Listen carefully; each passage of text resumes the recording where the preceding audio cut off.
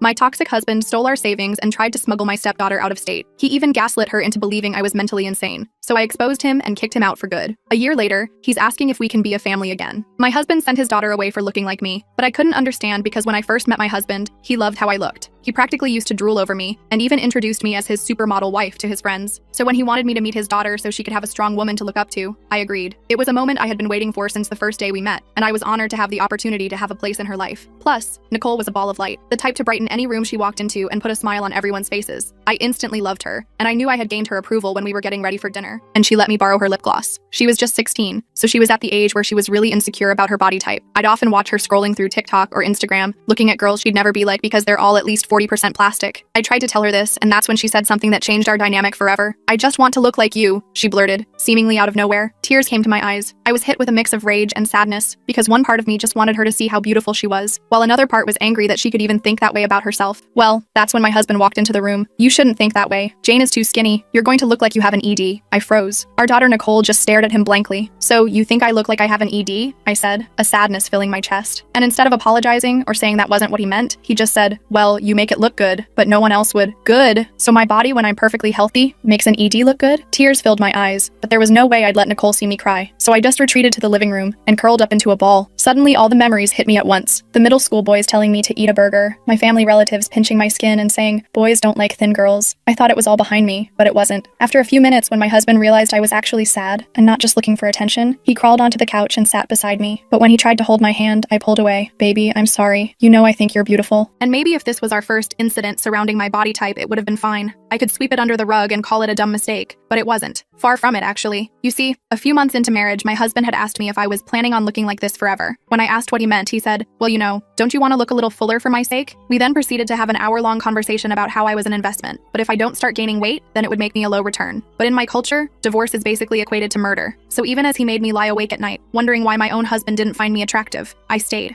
And after a few days, he came back apologizing. Apparently, he talked to a therapist who told him he was projecting his beliefs of not being good enough. I forgave him because I never expected it to happen again. But now it was happening again, right in front of our daughter. I finished the conversation by telling him that I wasn't changing my body for him, that he could either accept that and see a therapist again, or we're divorcing. I know that surprised him, because I'm usually pretty open to anything my husband wants. But this was a strong no. By the end of the day, he still didn't have an answer for me. So I went to stay with my dad. Honestly, I didn't even want to tell him what happened, because I knew he'd be livid. But even with the help of white wine and dumb Adam Sandler movies, I still couldn't stop myself from crying. He literally thought my husband was abusing me, so I had to tell him the truth. "What the actual F?" he yelled, echoing off the walls. He was seconds away from grabbing his rifle and hopping into the car. I had to pull his arms down back to the couch. "My love, I'm proud of you for not running straight to divorce. But if a man can't love you for who you are, then..." "No," I interrupted him. I don't know why I was so stubborn about staying with someone who was so obviously a walking red flag, but I fought tooth and nail for us. My dad just nodded and stroked my hair. "Well then, I hope you're okay with staying married to a walking dead man," he joked. That night, I got an Uber back home. My husband was still awake, teaching our daughter how to do geometry. I told him I was ready to work through things, and that idiot nodded. He even smiled. I was going to make him pay for how he made me feel, from the inside out. I started by taking inventory of our finances the next morning. If my husband was planning to take Nicole away from me, I needed to know what resources I had. I logged into our joint account while he was at work, and discovered something disturbing. Large transfers had been made to an account I didn't recognize. $5,000 last month, $3,000 the month before, all labeled vaguely as Nicole's future. My hands trembled as I took screenshots of the transactions, the cursor shaking across the screen. This wasn't about Nicole's college fund. We already had one set up that we both contributed to regularly. This was something else entirely. I heard the garage door opening and quickly closed the browser. My husband walked in, loosening his silk tie, the one I'd given him for our anniversary. "Hey," he said casually. "What are you up to?" "Just paying some bills," I replied, forcing a smile that felt like plastic on my face. "How was work?" "Fine." He glanced at my screen, which I'd switched to our electric bill. "Nicole texted me. She's staying late at study group. I told her I'd pick her up at 7. I can get her," I offered, trying to sound casual. "I need to run to the store anyway." His jaw tightened almost imperceptibly, a muscle twitching beneath his skin. "No need. I've got it." Before I could argue, he headed upstairs to change. I waited until I heard the shower running, then grabbed my phone and texted Nicole. "Can we talk before your dad picks you up? It's important." She replied almost immediately. "Meet me at the library at 6:30. I'll tell him study group is running late." I deleted our conversation from my phone and grabbed my purse, my heart pounding against my ribs. The library was quiet when I arrived, the scent of old books and lemon cleaner filling the air. Nicole was sitting alone at a table in the back, surrounded by textbooks. Her face lit up when she saw me, but there was worry in her eyes, making her look older than 16. "What's going on?" she asked as I sat down, her voice barely above a whisper. I kept my voice low, leaning in close. "Has your dad mentioned anything about money to you? Maybe setting up an account?" She frowned, twisting a strand of hair around her finger nervously. "No. Why?" "I found some transfers from our joint account. Large amounts." Nicole bit her lip. "He did ask me for my social security number a few weeks ago. Said it was for some school paperwork." My stomach dropped. dropped, a cold feeling spreading through me. Nicole, I think he's setting something up in your name, possibly to move money where I can't access it. Her eyes widened. Why would he do that? I think he's preparing for something. I hesitated, not wanting to scare her. Has he said anything else about me? About us? She looked down at her hands, picking at a hangnail. He keeps saying you're not stable, that I shouldn't trust everything you say. Her voice cracked. Last night he asked if I'd be okay living with just him for a while if you needed to get help. I reached across the table and squeezed her hand, feeling how cold her fingers were. We need to be careful. Keep documenting everything, but don't let him see you doing it. Nicole nodded, then glanced at her watch, the one her father had given her for her birthday. You should go. He'll be here soon. I stood up, then hesitated. Nicole, no matter what happens, remember that I love you, and there's nothing wrong with how either of us looks. Her eyes filled with tears. I know. I hurried out of the library, my mind racing with possibilities, each worse than the last. I needed a plan. I needed help. I needed proof. When I got home, I called my father. Dad, I need a favor, I said when he answered, the familiar gruffness of his voice instantly comforting. Can you come over tomorrow when my husband's at work? And bring that friend of yours, the one who works in finance? The next day, my father arrived with his friend Ronald, a retired bank examiner with silver-rimmed glasses and a no-nonsense attitude. I showed them the account transfers and explained my suspicions. Ronald frowned as he studied the screenshots, his forehead creasing. These look like they're going to a custodial account,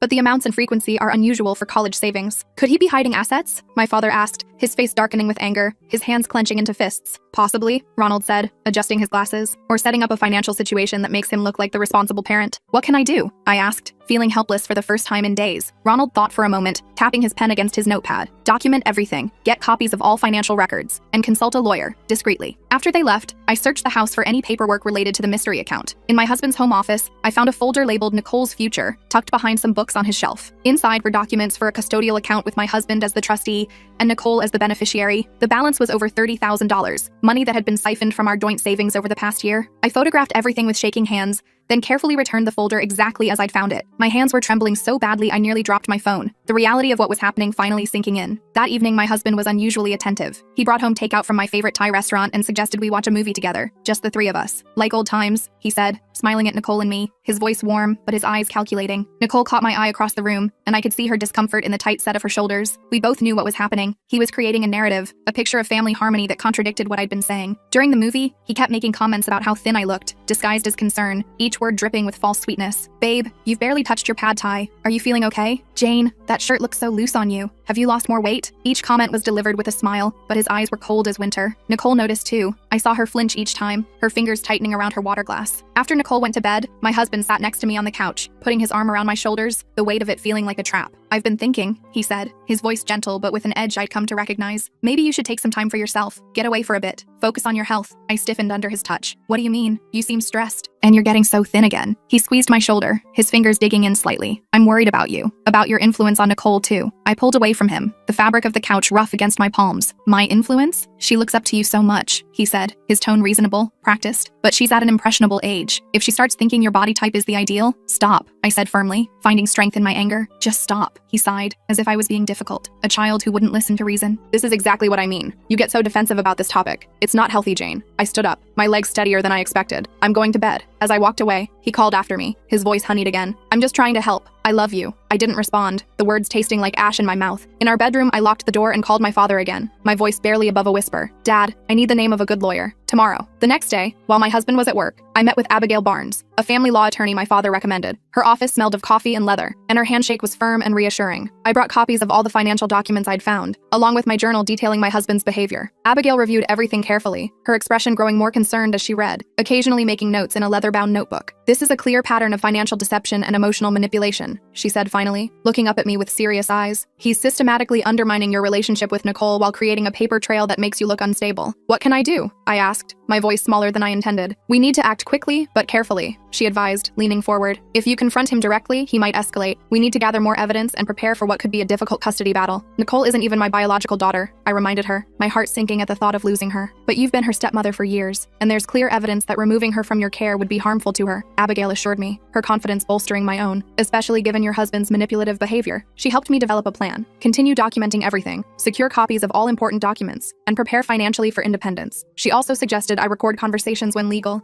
and maintain a strong relationship with Nicole without directly undermining her father. The most important thing, Abigail emphasized, tapping her pen for emphasis, is to protect yourself and Nicole without tipping your hand too soon. I left her office feeling both terrified and empowered. I had a plan now. I wasn't alone. Over the next 2 weeks, I became a secret agent in my own home. I recorded conversations on my phone, kept detailed notes in a password-protected app, and made copies of every financial document I could find. I discovered my husband had been lying about his income. He was making significantly more than he'd told me, nearly double what I thought. I also found emails to a realtor about houses in another state, the images of spacious backyards and modern kitchens making my blood run cold. He was planning to leave with Nicole. The realization hit me like a physical blow, leaving me breathless as I stared at the screen. Meanwhile, his behavior toward me grew increasingly controlling. He started commenting on everything I ate, making a show of being concerned when I skipped meals because of stress. He suggested to our friends that I might have an eating disorder, always framing it as worry rather than criticism, his voice dripping with false concern. "I'm just so worried about Jane," he'd say, squeezing my hand too tightly. "She hardly touches her food these days." The worst part was watching him manipulate Nicole. He'd make subtle comments about my appearance when she was around, then follow up with praise about how healthy and normal she looked in comparison. I could see her confusion and discomfort, caught between us like a leaf in a storm. One night I overheard them arguing in her room, their voices carrying through the thin walls. "Dad, stop talking about Jane like that," Nicole said, her voice trembling but determined. "There's nothing wrong with how she looks." "I'm not saying there's something wrong," he replied smoothly, his voice the same one he used to close business deals. "I'm just concerned about her health, and yours. You've been spending so much time with her lately, and I've noticed you're eating less." "That's not because of Jane," Nicole protested, her voice rising slightly. "Isn't it?" His voice was gentle but insistent, a velvet-covered knife. "You've always been impressionable, sweetheart. Remember when you wanted to dye your hair purple because that YouTuber did?" I slipped away before they could notice me, my heart breaking for Nicole. He was twisting everything, making her doubt herself and me, using her natural teenage insecurity as a weapon. The next day, Nicole found me alone in the kitchen and whispered, her eyes darting nervously toward the door. "He's trying to get me to sign something. Papers about guardianship if something happens to him." My blood ran cold, goosebumps rising on my arms despite the warm kitchen. "Did you sign them?" She shook her head, her ponytail swinging. I said I needed to think about it. He got really upset. "Nicole, don't sign anything," I urged, keeping my voice low. "No matter what he says." She nodded, then quickly moved away as we heard footsteps approaching, the familiar heavy tread of my husband's expensive shoes. That night, I couldn't sleep.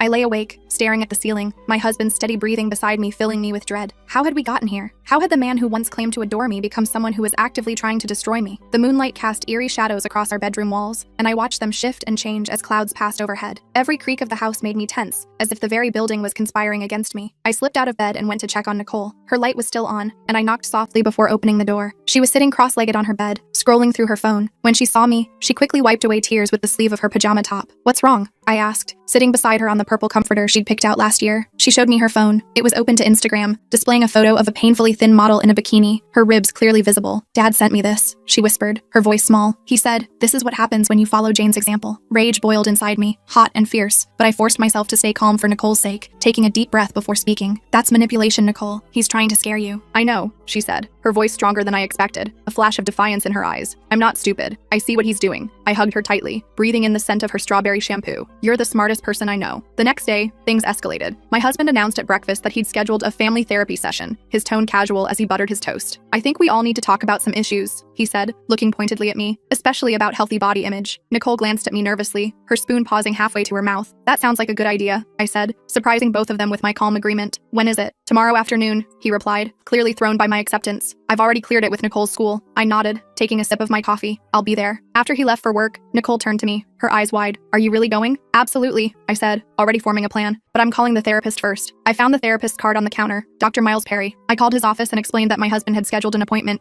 but that I had some concerns I wanted to discuss privately first. To my surprise, Dr. Perry agreed to see me that same day, his receptionist fitting me in during a last-minute cancellation. His office was warm and inviting, with comfortable chairs and soft lighting that seemed designed to put people at ease. The walls were painted a soothing sage green, and a small desktop fountain bubbled quietly in the corner, its gentle sound immediately calming my frayed nerves. Dr. Perry himself was a middle-aged man with kind eyes behind tortoiseshell glasses, and a thoughtful demeanor that immediately made me feel safer. "Mrs. Kowalczyk," he greeted me, his handshake firm but gentle. "What can I help you with today?" I took a deep breath and told him everything. The manipulation, the gaslighting, the attempts to turn Nicole against me. I showed him some of the text messages and financial documents, my hands shaking slightly as I passed him my phone. Dr. Perry listened without interruption, his expression growing more concerned with each detail, occasionally making notes on a yellow legal pad. "What you're describing," he said when I finished, his voice measured but serious, "sounds like emotional abuse and parental alienation. I'm troubled that your husband would use therapy as part of this pattern." Relief washed over me, making my eyes sting with tears. He believed me. "What should I do about tomorrow's session?" I asked, twisting my wedding ring nervously. He thought for a moment, tapping his pen against his notepad. "Come to the session. I'll be aware of the dynamics now, and I won't allow him to use my office as a platform for further manipulation." In fact, this might be an opportunity to address these issues in a controlled environment. I left feeling cautiously optimistic, the weight on my shoulders slightly lighter. For the first time in months, Someone with authority would witness my husband's behavior firsthand. That evening, my husband was unusually tense. He kept checking his phone and making excuses to leave the room for private calls, his voice a low murmur behind closed doors. I pretended not to notice, but my instincts were screaming that something was wrong, a familiar knot forming in my stomach. The air in the house felt thick with tension, like the atmosphere before a thunderstorm. Even the normal household sounds, the hum of the refrigerator, the ticking of the clock in the hallway, seemed amplified in the strained silence between us. After Nicole went to bed, he confronted me in our bedroom, his face tight with barely controlled anger. "Did you go see Dr. Perry today?" he demanded, standing between me and the door. My heart raced, but I kept my expression neutral, years of practice helping me maintain my composure. "Yes, I did. I wanted to make sure I was prepared for tomorrow." His face darkened, a flush creeping up his neck. "Prepared? What does that mean?" "It means I want this therapy to work," I said calmly, meeting his gaze steadily. "I want us to address the real issues in our family." He stared at me for a long moment, then his expression shifted to something softer, more calculated, a mask sliding into place. "I want that too," he said, reaching for my hand, his touch making my skin crawl. "I'm sorry if I've been harsh lately. I just worry about you, about us." I allowed him to hold my hand, fighting the urge to pull away. "I know." He pulled me closer, kissing my forehead. "Let's make tomorrow a fresh start, okay?" I nodded, not trusting myself to speak. As he held me, I could feel the tension in his body, the insincerity in his embrace. He was planning something. I was sure of it. The next morning, I woke to find his side of the bed empty, the sheets cold. I checked the time, 6:30 a.m. Usually he didn't leave for work until 8. I got up and checked Nicole's room, my heart pounding. Her bed was empty too, the covers thrown back hastily. Panic surged through me, hot and electric. I ran downstairs calling their names, my voice echoing in the empty house. No answer. My husband's car was gone from the garage, the space it usually occupied mockingly empty. With shaking hands, I called Nicole's phone. It went straight to voicemail, her cheerful greeting now ominous. I tried my husband next. Same result. I was about to call the police when I noticed a note on the kitchen counter, held down by the salt shaker. "Taking Nicole to see her grandmother before therapy. Back by noon. H." His mother lived 3 hours away in a retirement community. There was no way they'd be back by noon for our 1 p.m. appointment with Dr. Perry. I called my lawyer immediately, my fingers fumbling with the phone. "He's taken her," I said as soon as Abigail answered,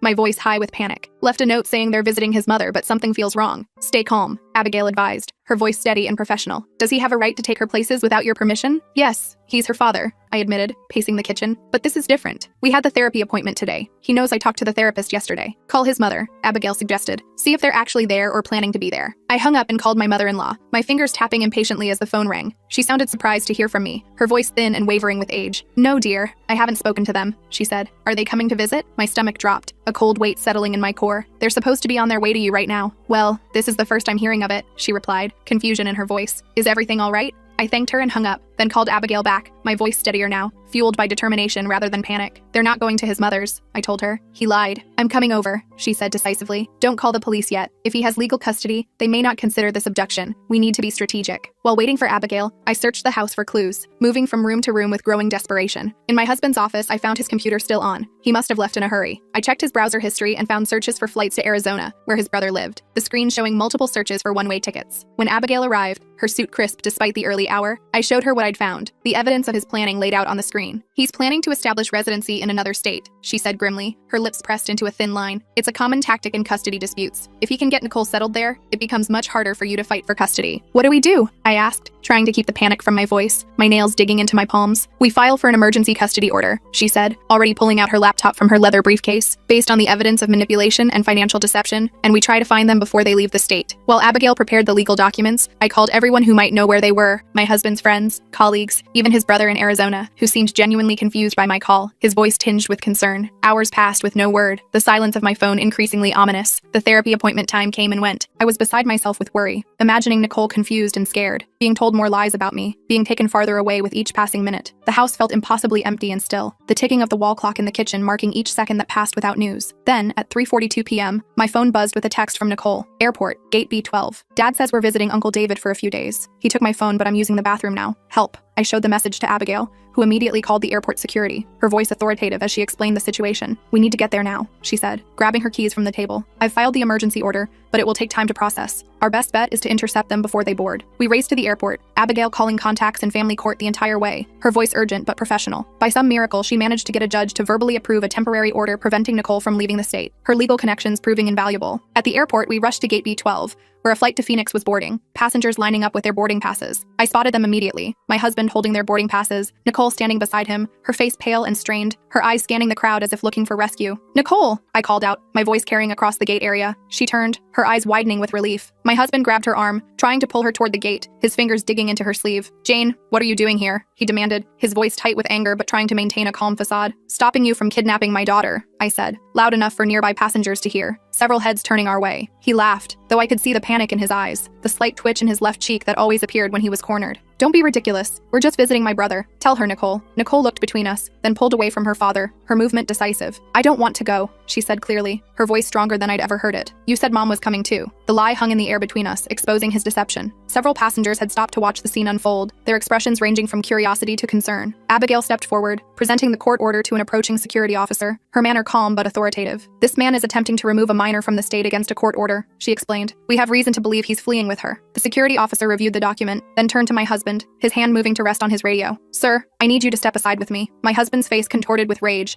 the mask of civility finally slipping completely. "This is absurd. She's my daughter." "Dad, stop," Nicole pleaded, moving to stand beside me, her shoulder pressing against mine. "Just stop lying." For a moment, I thought he might try to grab her, to run, but surrounded by security and onlookers, he had nowhere to go, his options evaporating before his eyes. As security led him away, Nicole collapsed against me, sobbing, her whole body shaking. "I was so scared," she whispered against my shoulder. "He said you were trying to hurt me, that we needed to get away from you." I held her tightly, my own tears flowing freely, mingling with hers. "It's okay now," I promised, stroking her hair. "He can't take you away from me." But even as I said the words, I knew this was just the beginning of our fight. My husband wouldn't give up easily. He'd use every trick, every manipulation to try to get Nicole back and punish me for stopping him. But for the first time in months, I felt strong. I had evidence, I had support, and most importantly, I had Nicole's trust. Together, we would face whatever came next. As we left the airport, Nicole squeezed my hand. "You know what's funny?" she said, a small smile breaking through her tears, her face looking younger again. "All this time, he kept saying there was something wrong with how you look, but the only ugly thing I see is how he acts." I hugged her close, marveling at her wisdom beyond her years. "You're right," I said, feeling a weight lift from my shoulders. "And that's something no amount of changing can fix." The next few months were a blur of legal meetings, court hearings,